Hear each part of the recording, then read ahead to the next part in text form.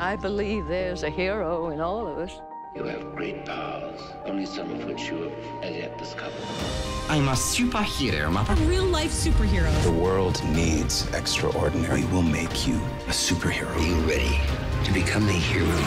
Initiating surprise in 3. This 2 is 1. The Real Brian Show.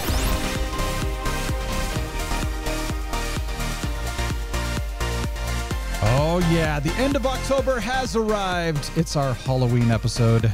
This is the show that gives you a haunting escape from the safe and normal world you know. It's time to focus on the things that feed your fears.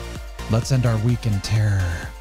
We've decided we're going to have some fun today. We're going to share some of our favorite Halloween movies among some other Halloween-y things, but we also have to review Dune and the first episode of Locke and Key, Season 2. Gozer the Gozerian. Good evening. As a duly designated representative of the city, county, and state of New York, I order you to cease any and all supernatural activity and return forthwith to your place of origin or to the nearest convenient parallel dimension. That ought to do it. Thanks very much, Ray. Are you a god? No. Then No. Let's rock it.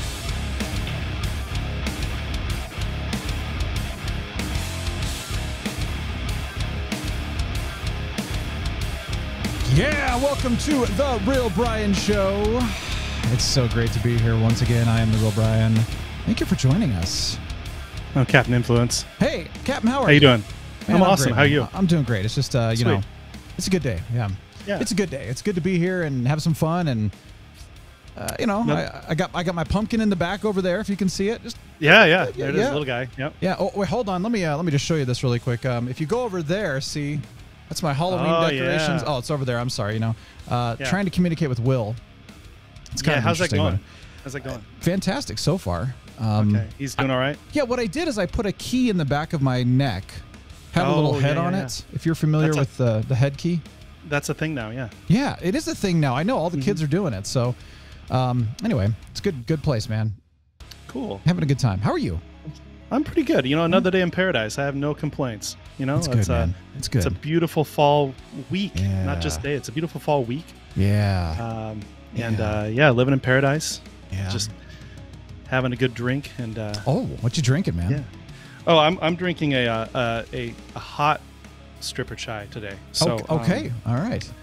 Was your beautiful, wonderful, happy, friendly neighborhood barista serving you today, or no? It was the dude? That coffee shop was closed because they did not have enough employees. So they were closed for the afternoon. So I had to go to Starbucks. So anyway. So it's a chai. It's a chai. It's a hot. And it's chai. hot. That's good. That's guys. So I got a couple things here I'm drinking that's really weird. I want to show you this first one, if you can see this. I can, yeah. It's black. It looks black. It's disgusting looking. This is what they call Moonster milk. And kind of looks like Coke. It's no, it's like thick, man. This is like Swamp. Have you ever seen Swamp Thing? Did you ever watch that? Yes. Yeah, Wes Craven, man. It's from that. No, I meant the new show, but either way. Oh, no, because they only did half a season or something like that? No, they did a full season, but they canceled it before it aired, which was dumb. So yeah, we talked about that. It's a cookies and cream milk, but it's got, it's from the Morning Fresh Dairy. It's really good stuff, but they've got their fall season stuff and all that. So this is good. That's the first thing. Milk that black, there's got to be something wrong with it. You see it the next day. I'm just going to say that much. It looks interesting later on. So this right here is a pumpkin chai that I got. Look, it says pumpkin chai on it. Wow. It's from my gosh. Lima Coffee Roasters. You guys are awesome over there. So nice. Yeah, this is good stuff, man. Let's see. Hold on. Yeah, that's good. Yep. We got some oat milk in it. Awesome. Actual real chai. It's good stuff. Good. Yeah, man. I'm glad to hear. I'm just thankful you're here. Not you, Captain. The rest of you. I'm thankful the rest of you are here because when we get to talk to you, you get to look at us, if you're actually watching the video. And if you've never come and seen the YouTube channel yet, go to youtube.com/TheRealBrian. Subscribe. You know, click the bell for notifications. Otherwise, you know, YouTube won't tell you about us. That's just the way it is. It's kind of weird. You know, you can like the video if you like it, or, you know, maybe we could get like a record thumbs down for the video. You know, like how many thumbs down can we get? Probably not a good idea though, because then I don't think that's a good thing actually. Forget that. Yeah, forget that. We didn't say that. Yeah, that was a bad plan. All right, so but you know, feel free to come watch and see what's going on, and you know, we get to show you our drinks. You know, if I talk about this black milk drink here from the swamp, you have no idea what it looks like until I'm sitting here showing you right now, and it's quite a special drink here. Let me talk about something else here, because it's our Halloween episode. We wanted to have some fun with some of our favorite Halloween kind of things, and we had to talk about Candyman. Candy, not the Candyman. Candyman? Candy. Candyman's creepy, man. Don't look. Don't say that too many times in a row. Yes, exactly. So, what's your favorite candy? So, do you like candy specifically? I love candy, but I never buy it. I never buy it because I would just eat it all the time. It's kind of like ice cream. I just never buy it. So when I was a kid, specifically for Halloween, the candy I looked forward to the most, without any question, was mini Snickers bars. Oh yeah. Wait a minute. Hold on. Yeah. Hold the whatever, the jugular. What? You know the fun size Snickers bars, you know? That's what I meant. Yeah. How is that? Well, hold on. So there's regular Snickers, there's king size Snickers, then there's like fun size, and then there's the little minis, which is like, you know, a quarter of a bite. Yeah. How is fun size fun when it's that small? Good question. But you like them, so you got to answer this question. No, the reason I like the fun size is because that's all we ever got. You know, once in a while you'd go to the, you know, trick or treating in the rich neighborhood, and your rando, richer, if you will, would throw a full size Snickers bar at you back in the day. But, and of course, you know, I was trick or treating till I was like 14, and I had a giant 30-gallon trash bag for my trick or treat bag. Yeah. And my friend, you know, and it wasn't just me. I wasn't out there by myself trick or treating at 14, but a bunch of us would go out and trick or treat, and we just have these huge bags full of candy at the end of the night. And I would eat like, I can't believe how much candy I ate. I can't believe how skinny I stayed until I was in my mid-20s. Yeah. And then your body just eating says, that much candy. I give up. Yeah, we're done. Yep. So that's it, man. Yeah. Well, that's really cool. Well, I had to put a couple candies here because I'm a big fan of peanut butter cups. And oh, me too. Abel James has a great recipe. He's been on the show before, by the way, a couple times actually. He has a great recipe for peanut butter cups. They're healthy. I mean, healthy, right? In the sense of that you're getting chocolate. You can do dark chocolate, milk, or white chocolate.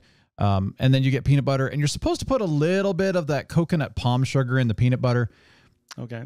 But honestly, I thought it was too much. And I was telling Sarah, I'm like, you could go less on that. It wasn't that sweet, but it was sweet enough that I thought, no, let's go back a little bit. Let's make it. And then, you know, we got some other stuff, but it's really good. So she made some dark chocolate peanut butter chips, which are peanut butter cups, which are fantastic. But then here's the thing. Let me show you this. She made this white chocolate here. I'm going to see if I can. Okay, do you see that? There you go. Yeah. Oh, yeah. It's a white chocolate. It's got some almonds on it, and it's a white chocolate peanut butter cup. But here's the problem. It came out like rock hard, almost like peanut brittle. And what is going on with this stuff? So she found out, because we ordered some white chocolate chips, you know, and we wanted the Ghirardelli. And it came back with some other brand because Ghirardelli was out or something like that. And it turns out that the first ingredient of this particular brand had erythritol in it, which is a sweetener, but creates a very bizarre chemical reaction. And so trying to bite into it is like biting into a rock, which, you know, like a delicious limestone rock. So you're eating something with erythritol in it. So is that like, is that kind of like saltpeter almost? I mean, something like, I really don't even know. It's a sweetener that also kills your dogs. I know that much, or kills animals. And it helps bladder infections, I'm assuming, right? I don't know about that one. I think it's ureth instead of ureth. So, you know, you might be like a couple of, you know, you're good. But you're right. That is one of those, like, is it a erythritol kind of, or erythritol? I'm pretty sure you were probably right. ERY is what I know. But here's what I'm saying is that it's one of those things that I don't know if I should chance the tooth, or if I should. So the question I'm going to ask you is, do we risk our teeth or do we throw the batch out and start all over? What do you think? And by the way, if you're watching on YouTube, you can comment below and say, throw the batch out. Or what about putting it in the microwave? Would that warm it up? Would that make it soft again? I don't know. Does anybody know what happens with erythritol and why it creates a rock-hard concoction? What's the chemical reaction? Who's a chemist? Talk to me. Okay, anyway, moving on. One of the things I wanted to say here. Yes. Let me just do this. Wow. Reese's Take 5, baby. These are, look at that. It's cloaked. It's cloaked. That's so weird. Anyway, crazy. Reese's Take 5. I don't normally get Halloween candy anymore anyway. Let me say it. I used to. I don't do it anymore.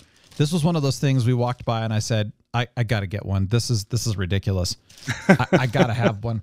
It called to you. It called to me, and I know that I can't eat them very often, so it's like, I'll eat a couple here and there, you know, but, you know, it's Halloween on Sunday, so I thought, let's get some, and then, you know, I'll just kind of, you know, the thing about these things, I think the shelf life is, let me look at this here. Let's see, 2079. So you got, what is this, 2021? So, you know, you got a long time until these expire. I don't think either of us will be alive in 2079. So yeah, I'll eat them eventually, just over time. You know, isn't that weird? Take a cheat day. Isn't that weird to think? Yeah, that candy will outlive us. I was lying about the date, actually. You know, but I know. You believed me for a minute. Sorry, this is only good for a year. I didn't actually believe you. What a ripoff! Why did I buy those? It's only good for a year, man. You know the other one I'm going to mention really quick, and then I'm done. Birdie Bots. I was really thinking about. No, I'm kidding.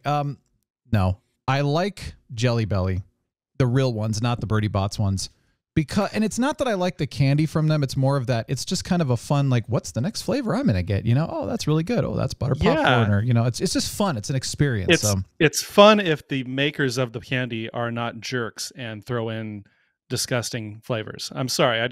That's Birdie not Bots, fun. Man. That's not fun. It's not fun. One of my favorite Halloween memories is actually the episode that we did 4 years ago. And let's see. I wasn't there. Yeah, no, you weren't there, but the Night Fox was there, and Sheer Terror was there, and the Green Butterfly was on. And yes. This is where I wish we would have had it on video, because when Sheer Terror was trying the Birdie Bots, I mean, the facial expression that she made, and I literally thought she was going to throw up all over the equipment.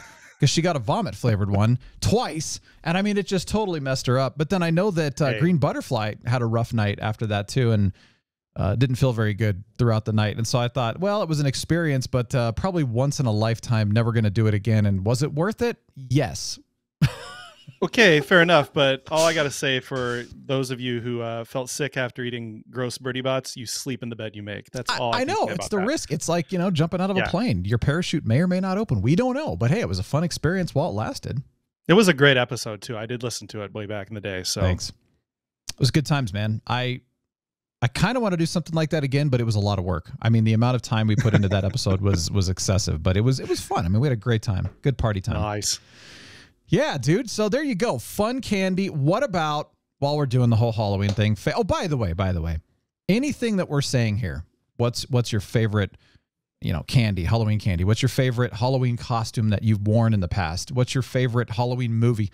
All this stuff, you got to comment on the YouTube, you know, in the comments below, or send us an email or something like that. I'd love to hear what they are, because it is fun. Yeah. I love hearing all this stuff. So what about you, Captain? What was your favorite costume that you got to wear in your life? I mean, yeah. My favorite costume had to be when I was 17. I worked at just for one night, we volunteered, my friend and I, at a haunted house in Omaha, Nebraska. You know, one of those haunted house venues where you go and people jump out and scare you. I got to dress up as Freddy Krueger. Nice. And I was 17 years old, and I was the best Freddy Krueger. And I just really got into it, and they really wanted me to come back. And I was like, no, I'm not coming back. It was a lot of work. I mean, it was like 3 hours straight of just, you know, and jumping out and saying Freddy-ish things. And I mean, it was a lot of work. I was very worked up after that. And so that was my favorite costume. That's awesome, dude. How about you? Well, not Freddy Krueger. That I don't know. That whole idea kind of creeped me out a little bit. But I got to dress up as a lot of fun things, in the past, and I mean, I had a lot of fun things. But I think the one that I just have to say is awesome, because it became kind of my go-to thing, and of course, it's my favorite superhero, was the Shadow. I finally was able to pull together the whole outfit, you know, and I would go all in. I mean, a friend of mine actually had the silver gun props. So I'd use those, and I originally had the red scarf. I don't have that anymore, but you know, the fedora, I actually have 2 fedoras now that I could wear for fun, you know, like if you're walking around in a suit and stuff or something and just put the fedora on, you know, I mean, it's cool. It looks nice. It's someday, it's nice and classy. That's going to be, somebody is going to be back in style too. So well, I'm just waiting for that to happen. So we had Antonio Centeno here on the show. It's been a couple of years ago as well. And he does Real Men, Real Style, a lot of fashion stuff. And he talks about, you know, you shouldn't be wearing baseball cap or hats. He calls them caps, you know, as you shouldn't be doing that, right? If you're going to be a real man, you got to be wearing Panama hats and fedoras. He talks about that. And the other day I saw this dude walk by, you know, sharp dressed man. I mean, he was like nice. And he had a Panama top style. Yeah. Yeah. He had a Panama hat on. And I was like, dang, man. I mean, nice. I mean, classy. Check him out. Oh, yeah, right. Yeah. Check him out when he walked by. He must work out. So yeah, it was impressive, but there you go. So yes, the Shadow's been my go-to, but I've had a lot of fun ones in the past, and I don't know. I like it. And in fact, if you remember Rob Dog, who was on the show again a long time ago, some of you have like, I keep telling you, I remember Rob Dog. I know you do. Come on again, yeah. Some of you do. Some of you don't know who he is, but he is a gluten intolerant, and so he created a costume, and it was called Captain Glutard. And it had the, you know, a wheat symbol for his logo, and then it crossed out, you know, like Ghostbusters. Glutard. Captain Glutard. And so that's our name for gluten intolerant or celiacs now, or glutards, which is awesome. Wait, no, hang on. That sounds a bit non-PC. I don't know if we can go with that. It's good, man. Glutard. Hey, it's a great term, and it's a term of affection. It is. It's a term of endearment. We love our glutard friends. My mom is celiac, you know. I know a lot of gluten intolerant, you know, so it's like, hey, we're all loving people here. Glutardish. I'm so glad I'm not gluten intolerant yet. Yeah. I hope I don't ever get there, but we'll see. So there you go, man. Good times, dude. Yeah. You get to dress up as Freddy Krueger though. All right. Yeah. Well, we have so many fun things we're going to do, but first, before we go any further, we've got to talk about Dune. Because my goodness gracious, it just came out, whether you saw it in the theater, whether you subscribed to Max and saw it that way, whatever, whether you downloaded it illegally, I don't know however you watched it, but the point is, it's a great movie and we got to talk about it. So just so you know, non-spoilery, we're not giving anything away. So if you've not seen it yet, no worries. This is just one of those, do we recommend you see the movie or not? Yes. Captain, what are you thinking, Captain? Well, first of all, I recommend wholeheartedly that you see this movie, especially if you're familiar with the Dune story. Yeah. If you've read the book, or if you have, you know, you're a fan of the old David Lynch film from '84, this movie definitely caters to people who know the story, because there are some things that there are some parts of the movie that might be a little confusing to other people. Villeneuve does not fully introduce all the side characters, like Piter de Vries, for example. He's there. They just don't say who he is. Yeah, they said his name once. I think. Oh, did they? Okay. The Baron goes, Piter, and you're kind of like, oh, I mean, I knew who it was because I knew the actor. Yeah, but nobody knew him until probably 3/4 of the way through the movie, and even then it was very subtle. But as a portrayal of the original novel, it's really accurate. Either way, it's a great epic sci-fi film. So that's my opening statement. Let me ask you a quick question though, because you look back at the '84 movie and they have the stained lips. Was that a David Lynch thing, or was that? I don't remember the book, and I'm trying to remember if I've even read it. I thought I did, but maybe I didn't get very far. Was that? I've read the book about 3 or 4 times, but it's been about I'd say 15 years or more since I read it last. Mm-hmm. I don't remember if the stained lips were a thing or not, but they had a bit of that with the Mentat, with Thufir Hawat in this movie. So it looked like a paint thing. It's not really a spoiler. It's like not really a spoiler, Amidala, No, it's not a spoiler at all. Well, Brian, I got to admit, when the first thing you hear in the movie is a Mongolian throat singing, I knew I was in for something. Yeah, dude. I mean, my love for the band The Who, The Who, the Mongolian throat singers. I don't know about their political beliefs, because I do see pictures of things around them now, and I'm like, oh, I don't know about that. But hey, whatever. The music is awesome. You're right. When that stuff came in, and is it supposed to represent the Imperial forces that okay. The Sardaukar Imperial legions, as you'll see later in the movie, that's associated with them. So okay, and again, just no really spoilers, creative. it's part of the movie. Yeah, that's not going to tell you anything. But by the time I was less than 30 minutes in, I had actually embarrassingly had tears of excitement on my cheeks. I wasn't crying, I wasn't sobbing. I was just so excited, my eyes were watering, and because I was just so blown away with Villeneuve's retelling of this epic story. Here I go again. Promise it's so beautiful. Yeah, no, it's kind of like that. I mean, it was just, I didn't know what to expect, and it was so beyond my expectations, especially in the first half of the movie, that I haven't been that excited at a movie since like Avengers. So, well, I did not cry, but man, I was very like, wow, this is good. So good to hear, man. Good to hear. Yeah, I think it's easily the best portrayal of Frank Herbert's 1965 sci-fi novel Dune, which was the first of 6 novels in the series. My mother has read all 6. I have only read the first 3, because in the second half of the third book, it starts getting a little weird. That's what I've heard. It actually gets really weird after but the first 2 books are incredible. The first half of the third book is really good.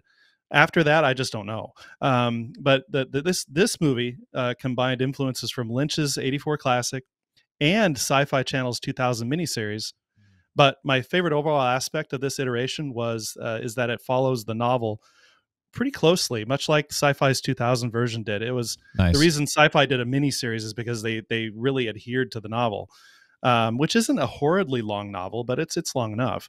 And it doesn't take as much creative license as David Lynch did in '84. I mean, the Villeneuve's version. So, David Lynch threw that whole weirding module thing in, which was cool, by the way. Which was awesome, yes. But it was not even sort of in the book. I know. So, and so it also seems to have this new version seems to have used some of the original cover art from the '60s and '70s as a guide to some of the design elements in the book in the movie. So. Cool. Well, that I wasn't a huge fan of the miniseries, and I got about halfway through. I think I tried it 2 or 3 different times to get through that, and I couldn't do it. And I've said this, between the acting and the zero to low. I mean, they had some budget, but it was low budget. It was just really hard to do. I love the original '84 movie that they did, which, I mean, it's cheesy, it's fun, but my goodness, this was one of those where I go, it's different enough from the '84 movie that it doesn't take away from that. If you're a huge fan of that classic, let's call it a classic, right, air quotes, it to me, it doesn't take anything away from that. It's almost like a companion, but it does, like you said, a better job staying closer to the book and stuff like that, which I really like. And it was, my goodness, it was epic. I mean, that's the best way to put it. It was just pure epic. The music, everything about it, which I know we're going to get into in just a second. Well, actually, you're gonna talk about that. I know that, because we were talking about the scale of the movie. It's just wow. Yeah, the most stunning aspect of this film, especially what really blasted me when I first started watching it, was the scale of the environments. Villeneuve makes sure just how huge the ships, the sandworms, the environments of the year 10,191 are. This takes place 8,000 years in the future. And his design team really outdid themselves. I mean, and when you say that it was kind of a companion to David Lynch's '84 film, it is in a sense. It feels like the movie that Lynch might have done bigger, like way bigger, and with a much better budget. Oh, yeah. and modern effects and everything. Absolutely. So I mean, it's just the ships are huge. Yeah. The architecture is huge, and I really appreciated that, because in the books that's all described that way. The books describe how monolithic the scale of the architecture and the ships are. Yeah. But you never get quite that scale, that sense of scale, from the previous 2 iterations of this movie. So no, because you couldn't. That's the thing, is that they tried. I mean, you got a scale from the guild ships, but in this one, it's like, well, I mean, it blows my mind, when they show it in orbit around the planet. Yes, they're looking up. Cow. They're looking up in the sky in the daytime, and they see a Guild Highliner up there, and it's just like, that is the best possible portrayal of that they could have shown. Yeah, It just gives me, it makes me shiver. I've seen it twice already, and it still makes me shiver how good it was. And also, I think that the soundtrack was epic in proportion too, and it fit. To me, it fit the movie very, very well. Except, and I think we agree on this one too, is that it's not the kind of Hans Zimmer work that you're going to go listen to outside of the movie and be like, wow, that's just, like Time from Inception, or, Pirates of the Caribbean, or some of the other ones that he's done. You just go, wow, I just want to listen to this over and over. I don't know if I'd want to listen to this soundtrack, but it really enhanced the movie perfectly, I thought. Yes, I agree. Hans Zimmer's soundtrack was awesome. Though I agree with you that it was not his best effort, in my opinion. Yeah. Some aspects of it were 10 out of 10. Like some of the, especially again, in the first half of the movie, for some reason, everything really clicked. The second half of the movie was great, but the first half is what blows you away. Yeah. And I mean, some aspects of his score were just bang on, just unique and just, wow, he went there. But others felt more like 7 out of 10. Yeah, you're right. So overall, I cannot recommend this movie enough to anybody. If you're a sci-fi fan, please see this film. Mm-hmm. If you're a Dune fan, you must see this film. And if you don't know anything about Dune, see it and then kind of look a few things up online to see what you might have had questions about or something like that. Because again, Villeneuve does not fully, even though he takes his time. This is the first of 2 movies, by the way. He doesn't fully explain everything in quite so much detail as like the sci-fi miniseries did. Yeah. Because that was like, I don't remember, 4 episodes, something like that. Maybe 3 episodes, which were all 3 were really long. But so he doesn't have quite the time, even with 2 parts, to explain every little detail. But if you're familiar with the story and you've seen the first, at least David Lynch's movie, and you've read the book especially, this is a complete treat. Absolutely. Yeah, I totally agree. And I got to say too that the actors were chosen very well. I was very impressed with, who they chose, how they fit. For the most part, I think they all did a really, really great job.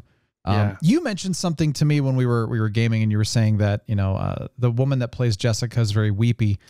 And I went back and was like, I'm curious about this. And I was scanning through some of her scenes from the 84 movie, and she was weepy through that too. So I don't know if a little bit. Yeah. Well, I was surprised actually, because I just went through that last night and I was like, oh wow, that's more than even I remember. Francesca Annis plays Jessica in the 84 version, and she and there are parts, she cried. I mean, she cries, but I just felt like this actress, what was her name? I forget the name of the actress who plays Jessica in this. It'll come to me, of course, after we're done with the show. I thought she overacted. I thought she overacted it a little bit on a couple parts, but that didn't. I mean, she did a fantastic performance. It just didn't feel very Bene Gesserit to me. I don't know. Well, but and now I'm getting into lore. So. No, and again, I went back to that 84 movie, and it was the same thing. I was like, it doesn't feel very Bene Gesserit either until the end. But it is like, is that part of her development on purpose? I don't know. But it is one of those where you kind of go, Bene Gesserit with this kind of training should not be quite so emotional all the time. Emotionally unhinged, So, but again, unhinged. That's great. We're just going off on details right now. That in no way detracts. If anything, it enhances the movie somewhat, because she does a masterful performance. Oh yeah, so, I mean they're all good. The guy that plays Paul, it's the first time I've ever seen him. I don't even remember his name, but it's one of those that I went, wow, I've never heard of him. This was a great casting. The guy that plays Stilgar is perfect. I mean, of course, awesome. Jason Momoa as Duncan. Oh my gosh, I mean, it's good enough. It's fantastic. I mean, Thanos plays Gurney. I mean, it's just. Oh, that's who that was? Yeah. Oh, that was the guy who played Thanos. That's right. Brolin. I thought I recognized him. Yeah. Well, and you hear his voice and you're like, oh my gosh, it just sounds like Thanos. I mean, it was that Thanos voice too. I mean, he has different inflections, but when he starts talking, you're kind of like, dang, that's Thanos. Anyway, good times. It's amazing. I'm glad it's a 2-parter. Yes. Now, they've delayed this movie so much that I really hope it's not 2025 when the next part comes out. It's one of those, okay, you've delayed so far, you should have had the second movie completely filmed by now and edited and produced and ready, because it's already been, 2 years delayed? So I hope it's next year. I think it will Let's be because hope. I'm pretty sure. I think they filmed the whole thing at once, and then they just released it in 2 parts because to do it all in one part would have just been too long. I agree with that. Unless it's a 4-hour movie. I'd love for them to pull a Matrix 2 and 3 on us and just throw the next part in next month, like for Christmas or something. Yeah. But we'll see what happens. I agree. All right. Well, really quickly, I want to talk about Locke and Key. Season 2 came out on last Friday as well. And I mean, to me, it feels very Halloweeny as well. So it's kind of one of those like, oh yeah, this is a good time to be watching this. And I'm kind of disappointed that they released it so late in the month. Would have been nice if it was a little earlier. In fact, I haven't even finished the first episode because when I got in, I thought, okay, cool. 40-something minute episode like usual. Nope, it's a full hour. Didn't plan for that. So I've got, another 20 minutes left or whatever. Regardless, I'm very impressed so far, and it looks like it's going to be a lot of fun. But, it's only one episode, so we'll see. But what did you think of the first one? That's pretty much what I thought. It looked really great. I did see the whole episode. It's not quite as enchanting as the first season yet. I mean, the first season was right out the bat really enchanting and mysterious and everything. But now, I mean, naturally they're starting a second season, and I mean, they can't have quite the same mystery right out the box. But it's fun to see all the characters that you grew to love from the first season back. I'm happy that the kid, what's his name? Bodhi. Odie, thank you. I'm happy that the actor who plays him does not look like a teenager yet. He still looks like a little kid with his head's too big, high voice.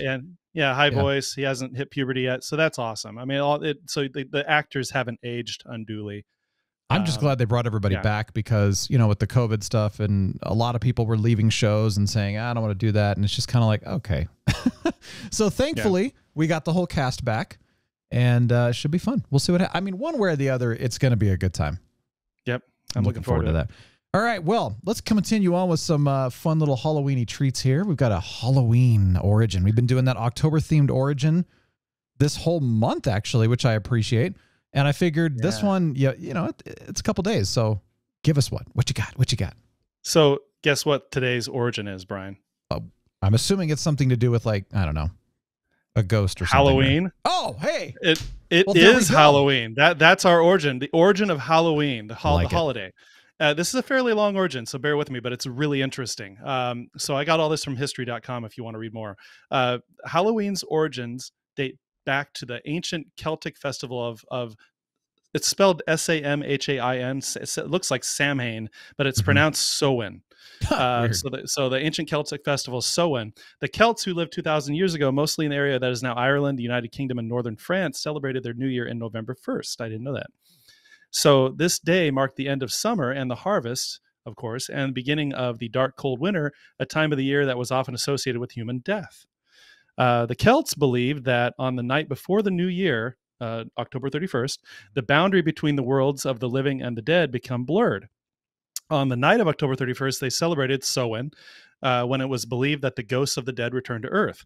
In addition to causing trouble and damaging crops, Celts thought that the presence of the otherworldly spirits made it easier for the Druids, or the Celtic priests, to make predictions about the future.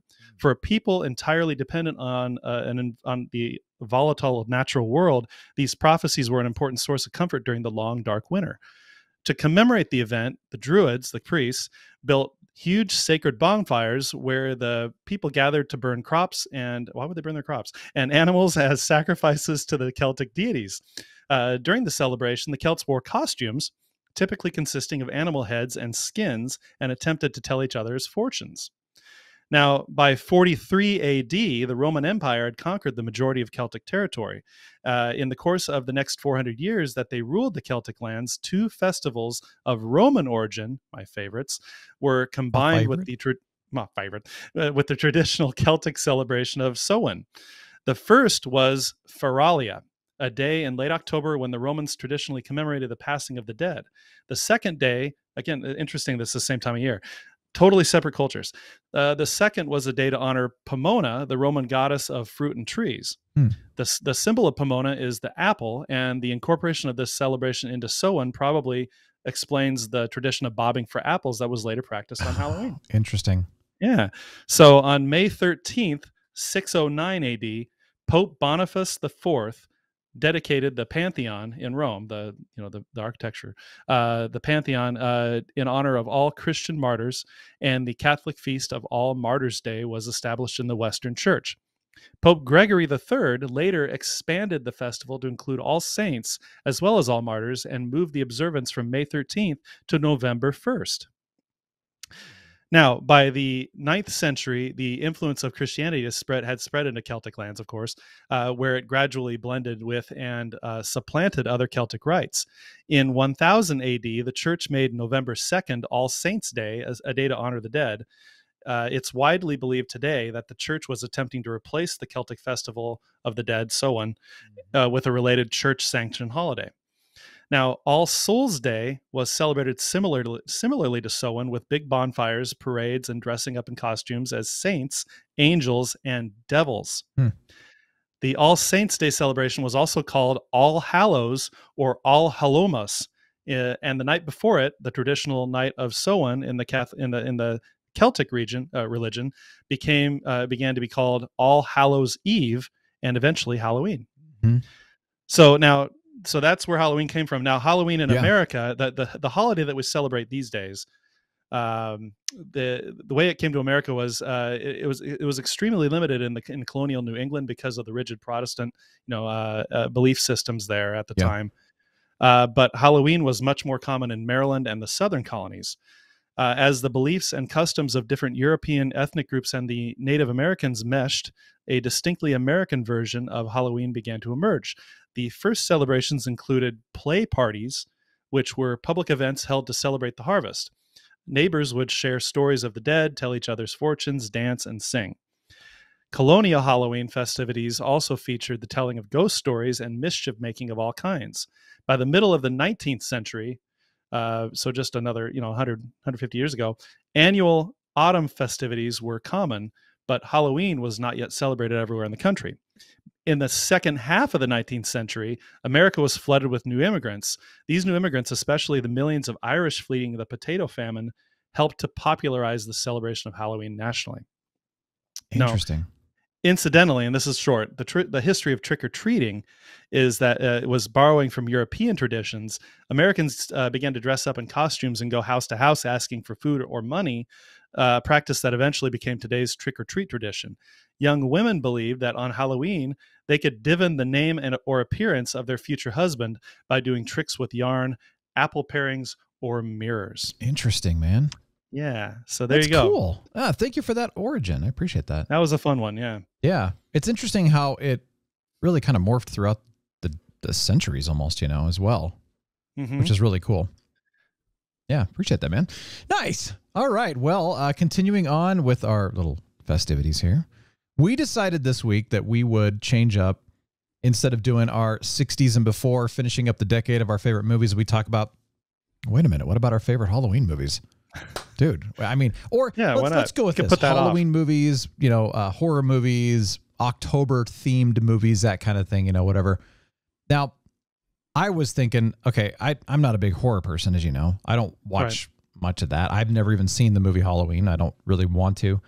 And I know you're not into that as much either. So I thought we need to call on the services of Lord Thunder, who pretty much is a horror expert. I wanted to mention his list first because I feel like, someone somewhere is going to say, dude, man, where's all the horror, bro? Here we go. You ready? Lord Thunder, thank you for providing your list. His first one is Scream, 1996. The original, that's a good one. A Nightmare on Elm Street. The Shining. Child's Play, also the original. Ghostbusters, which of course, I'm pretty sure we have those on our list too. Oh, complete, yeah. The original Carrie from 1976. The Exorcist from 1973. The Craft, 1996. The Nightmare Before Christmas, and a new one, Us. Which looked interesting because I used to see those previews in the theater a couple of years ago.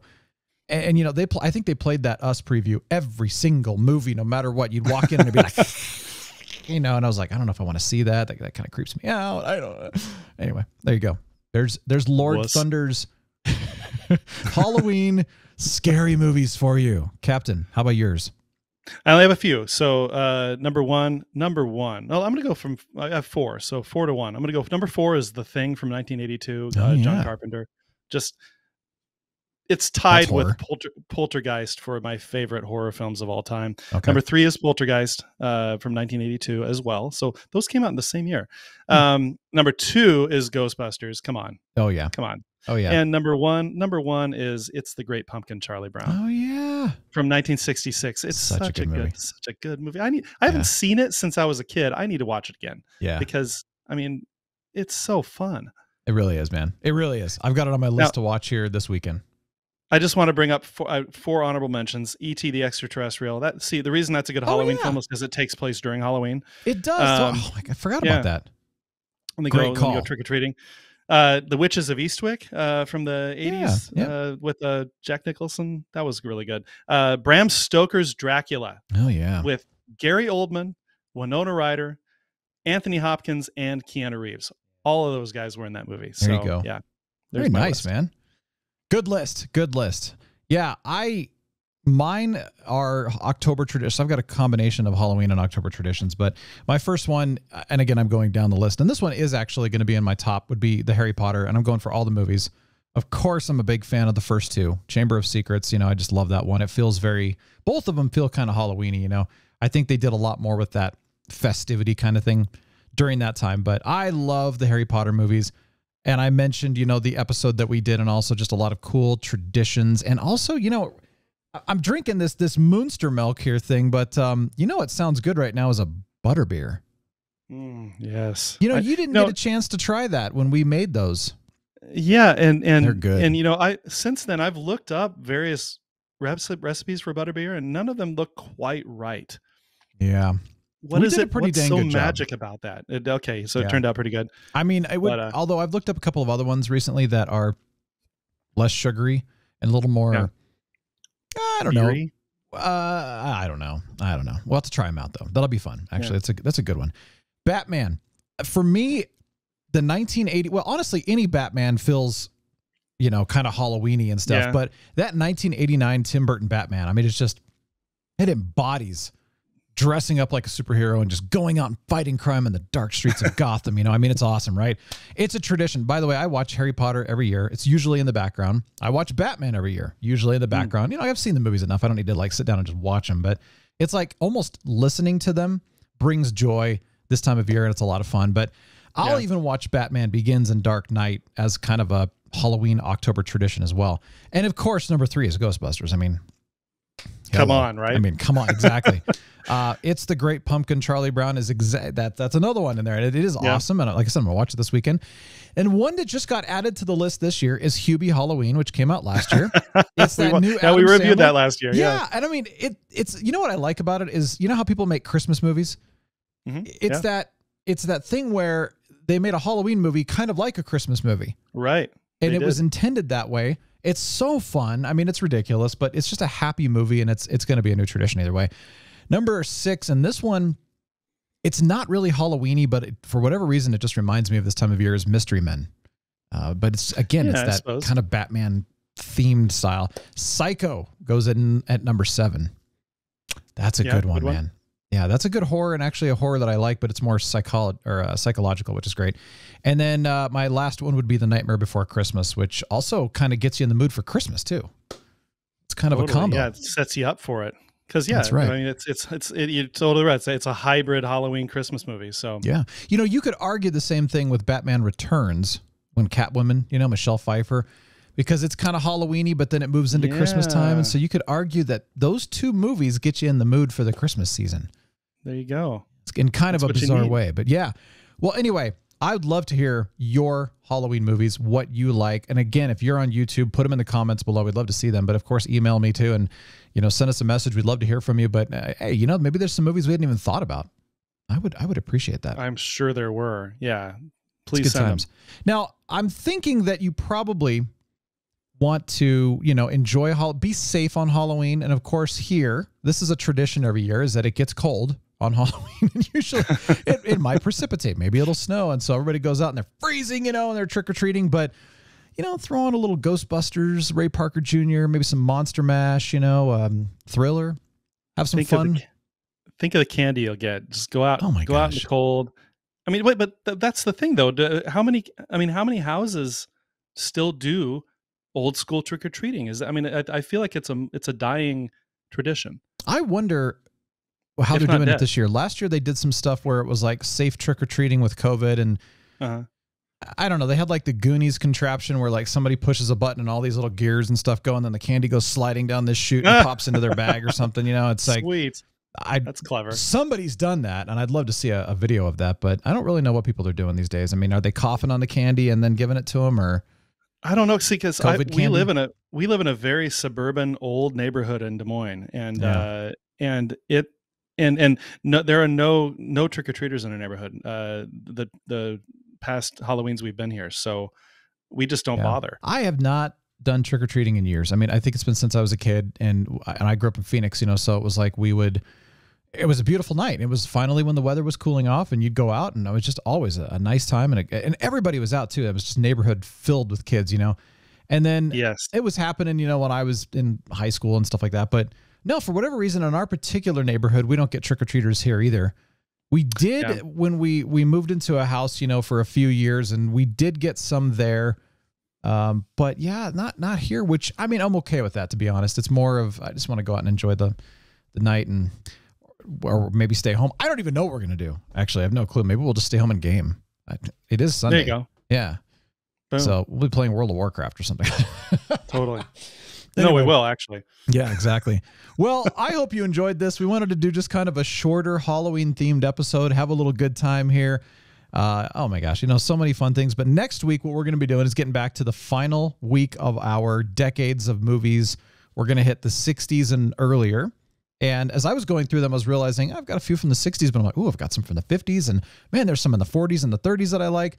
And then there's a lot that I've never seen or I saw and I didn't like. So a lot. It'll be interesting to go through those next week. But we're having fun on video. Once again, youtube.com/TheRealBrian. Go there, subscribe, hit the bell for notifications. If you like it, put the thumbs up thing. If you don't like it, it's okay. It's okay, man. This show isn't for everybody, but here's your homework. Go tell 10 friends and family about this show. Because there's a special place in heaven for someone like you. Deep Thoughts with Captain Influence. I'll bet if aliens have their own version of Halloween, it probably involves dressing up as humans. When they go door to door, instead of saying trick or treat, they pull a gun on their neighbors and then take a dump on their front lawn before running away screaming. You know what the music means. It is time to go, but thank you. Thank you for joining us. It has been an honor to hang out with you. I do hope you have a safe rest of your October. It's Sci-Fi November next week, so we're going to get into that and have a great time. I'm so excited. All right, well, enjoy. RealBrianShow.com. Real Brian Show is signing off. The Real Brian Show is a production of 514 Media at 514mediaempire.com.